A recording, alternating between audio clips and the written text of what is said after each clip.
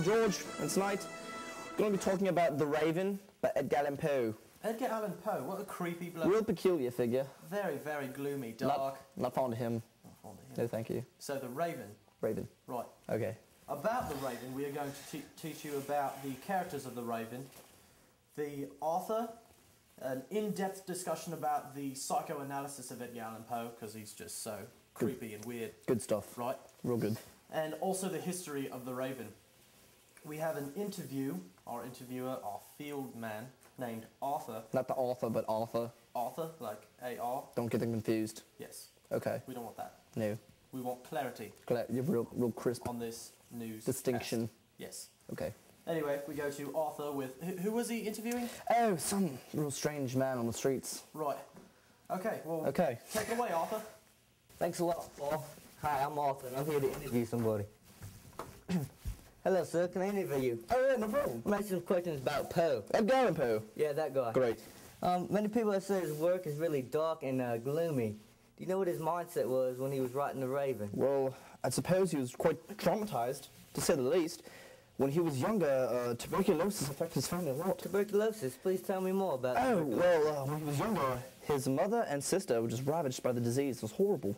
Oh, that is awful. It quite was, and it left him orphaned as a child, but Orphaned? yet he was adopted a little bit later. Adopted by who? Do you know? I don't quite know the names, but I remember his stepfather was just like horrible to him. He didn't love him at all. Oh, no, that's not right. It's terrible. That is awful. And What about his stepmom? His stepmom, she was really jealous of him. Jealous of him? Why? Why is that, you think? I don't know. I suppose it was his father's love for him, even though he didn't love him at all. It's Wow. quite confusing to say the It least. is pretty confusing. It looked like he had a pretty bad life. That's what Real terrible childhood. But I think to understand his psychosis when he was writing this, you have to understand the history and his life, just to key in on those. All right, thanks a lot. There you have it. Well, thank you, Arthur. Very nice. Was it the Phantom? I believe it was. Yes, the Phantom of the Opera. Real peculiar. What's over here? I have no We must have a show. somewhere. Local theatre. Yes. Right. Anyways, So, don't you think we should talk about The Raven itself as a poem? Oh yes, marvellous idea, George. Thank you. We're going to fill you on The Raven now. The Raven starts out with a man. He's sitting in his room and he's reading books of forgotten lore. that law. Yes. No, thank you. Yeah, it's not for me. Yeah, But no, me neither. it is for this man, whom Yeah. we don't know the name. He should remain nameless. No clue. And we've figured out that he is reading these books of forgotten lore to take his mind off of his lost love, Lenore. What happened after that, George? Well, mind if I add something in real quick? I do believe that He Please was do. in psychotic depression of sorts, was sent spiraling down from this loss of a loved one. named Lenore. Okay, yes. But anyways, after He was reading his books of forgotten lore. He went and heard a tapping on his chamber door. oh yes, a very gentle. Yes, only this and nothing more. Yes. And he went in to go check to see who was there. You know what happened? What happened? No one was there. Nobody was. Yes, that's right. But he thought it was the ghost of Lenore coming back to visit him. Possibly. Yes. So when he opens the door to answer it, he whispers out into the dark hallway, Lenore? but nobody answered. So he doesn't really know what's going on. I think he might be going crazy from a broken heart. So he goes back to his books and then he hears a tapping only on his window this time, but slightly louder than before, right? Do you know who it was? Who was it? The Raven. The Raven. Right. The talking Raven. Yes, the quote-unquote Raven. Right. Yes. Stupendous. What did the Raven do? Oh, Tapping at his window and did he let it in? yeah, well, I mean, he asked his name. You know what the Raven said? What did he say? Nevermore. Nevermore.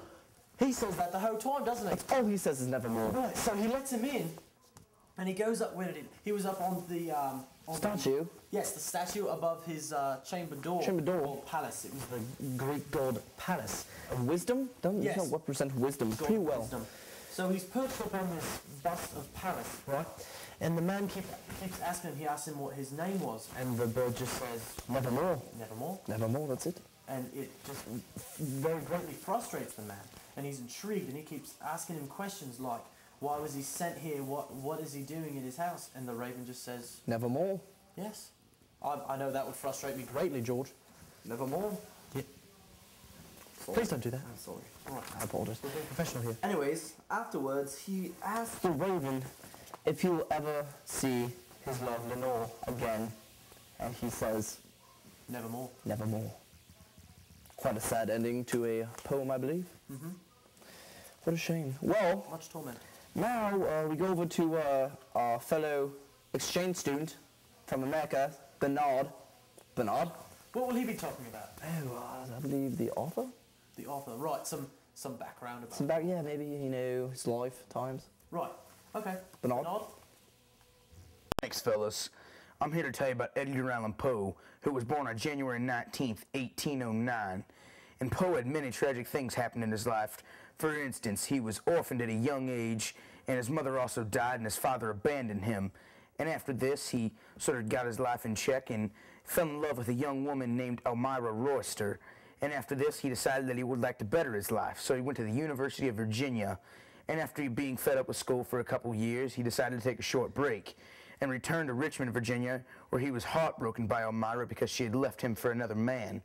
And after that, he sort of got his things in check and tried to look at the upside of life and met his cousin, Virginia, who was 13 years old at the time, and he decided to marry Virginia.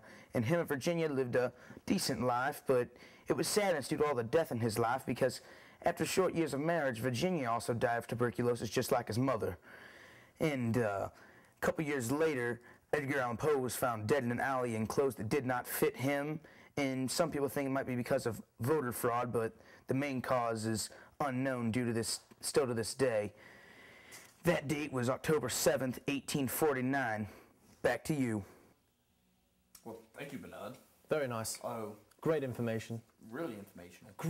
Great piece, even though he's a bloody Yank. Yankees. Right. Why did we even let him on our crew? I don't know. Go eat your cheeseburger, fatty. I know, he's just sitting there with his... Colonies? Those are ours. I know! I want those colonies back! The audacity of them. Stupid declaration of independence. You know, Set fire to that thing. We got our tea and crumpets. Right. Very much. I do like tea and crumpets. Oh, tea and crumpets. Right. Delicious. Anyways. That concludes our newscast about the Raven. Did you hear that? I could be mistaken, but I believe the Raven... Oh my God, it is him. It's the Raven from the poem. Oh no! You don't have to be rich to be my girl. You don't have to be cool to be my girl. No ridiculous sign. I took a shadow poem. I just want some extra time.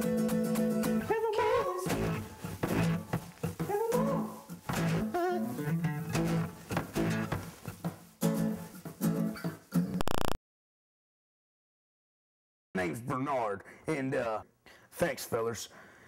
Thanks, fellas. I'm here to tell you about Edgar Allan Poe.